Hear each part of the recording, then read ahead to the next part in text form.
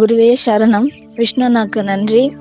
நான் பரம்பொருள் தீட்சை வாங்கி நான் பயிற்சி பண்ணிட்டு தானே இருக்கேன் தொடர்ந்து.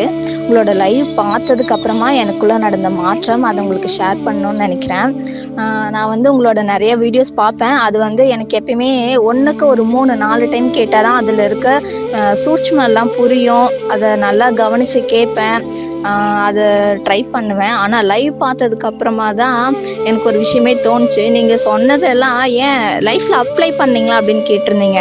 அப்போ தான் யோசித்துட்டு சரி இவ்வளோ தப்பு பண்ணிட்டேன், இனிமேல் தொடர்ந்து நான் வந்து யாருக்கும் எந்த தவறும் செய்யாமல் இந்த ஆணவம் அகங்காரம் கோபம் இல்லாமல் ஜீவகாருண்யத்தோடு இருக்கணும் அப்படின்னு சொல்லி எனக்குள்ள ஒரு எண்ணம் தோணுச்சு.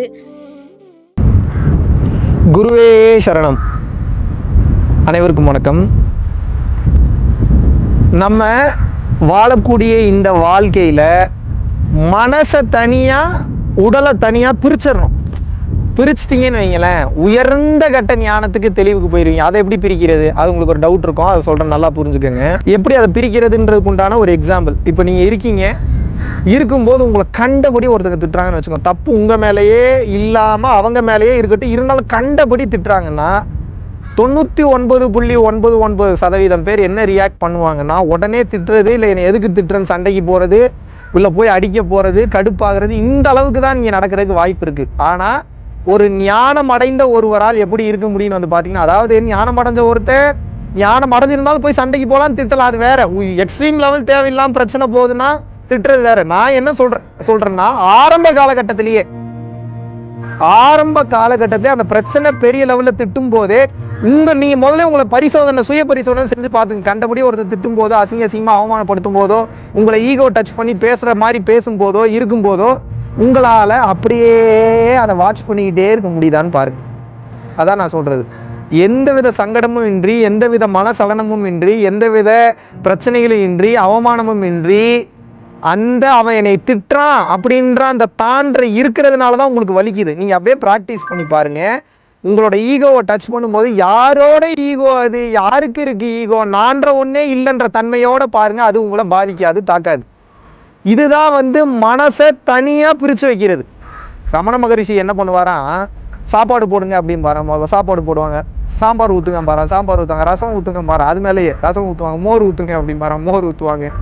கூட பார்த்தீங்கன்னா வேற பொரியல் எல்லாத்தையும் ஒன்னா கலந்து இப்போ சாப்பிடுவாராம். இதை பார்க்கறதுக்கு என்ன இவர் இப்படி பண்றாரு, நமக்கு ஒன்றும் புரியலையன்ற மாதிரி தான் இருக்கும். ஆனால் அதுக்கு அவர் என்ன விளக்கம் கொடுக்குறாருன்னா, எனக்கு பிடிச்ச மாதிரி ஒவ்வொரு உணவா நான் தனித்தனியா எடுத்து சாப்பிட ஆரம்பிச்சிட்டேன் அப்படின்னா இந்த மைண்ட் அதுக்கு பழகி போய் அதுக்கு சுகமா வக்கனையா அடுத்த டைம் அதே கேட்கும். அதனால இந்த மைண்டுக்கு அதுக்கு கூட நான் வலி கொடுக்க மாட்டேன்னு சொல்லி எல்லாத்தையும் மொத்தமா போட்டு கலந்து சாப்பிடுவார்.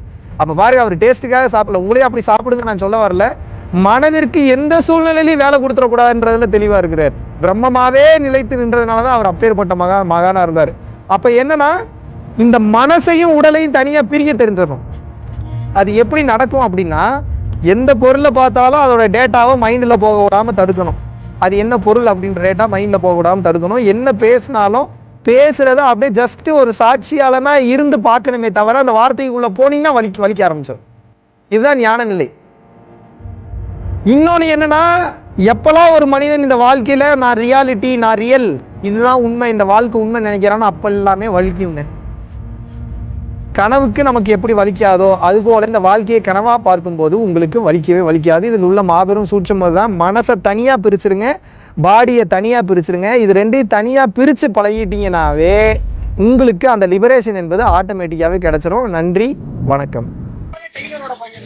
அப்படி இருக்கிறப்ப நானும் வாழ்க்கையில 2 வருஷத்துக்கு முன்னாடி கஷ்டம்லாம் பண்ணிட்டேன். ஓடி ஓடி ஓடி நுட்கலந்த ஜோதியை நாடி நாடி நாடி நாடி நாட்களும் கழிந்து போய் பழமொழியவே தப்பா புரிஞ்சுக்கிட்டு இருக்கீங்க. வலது கைக்கு கொடுக்கும் போது இடது கைக்கு தெரியக்கூடாதுன்னு என்ன பண்ணணும்னா, அவ்வளவு கொடுக்கணும். இடையில அவ்வளவு மேட்ரு மறைக்கணும். உங்களுக்கு கொடுக்கும் போது ஏன் அவ்வளவு நீங்க கொடுக்கும் போது தான் வலது கைக்கு கொடுக்கும் போது இடது கைக்கு தெரியாது. அவ்வளவு கிஃப்ட் கொடுங்க, நல்ல விஷயங்களும் கொடுங்க அவங்களுக்கு.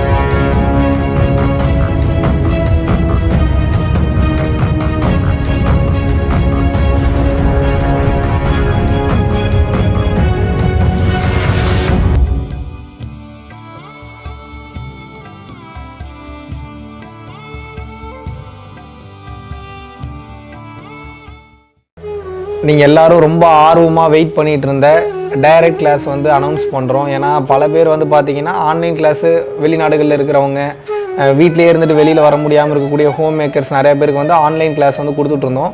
டைரக்ட் கிளாஸ் எடுக்கலாம் அப்படின்னு நீங்கள் எல்லாம் கேட்டுக்கொண்டதற்கு இணங்க நம்ம பரம்பொருள் ஃபவுண்டேஷனுடைய டீம் இணைந்து என்ன டிஸ்கஷன் பண்ணி என்ன முடிவு எடுத்திருக்கோம் அப்படின்னா, வர்ற ஆகஸ்ட் 21, 22 சனி மற்றும் ஞாயிற்றுக்கிழமை கொடைக்கானலில் வந்து டைரக்ட் கிளாஸ் கண்டக்ட் பண்ணுறோம். ஸோ ரொம்ப லிமிட்டட் சீட்ஸ் மட்டும்தான் இருக்குது. வர 21, 22 கொடைக்கானலில் ஒரு அற்புதமான ஒரு சூழ்நிலையில், ஒரு ரம்மியமான சூழ்நிலையில், ஒரு அற்புதமான ஒரு வேற லெவல் ஒரு லொக்கேஷனில் உங்கள் எல்லாரையும் சந்திக்கிறேன். நன்றி, வணக்கம்.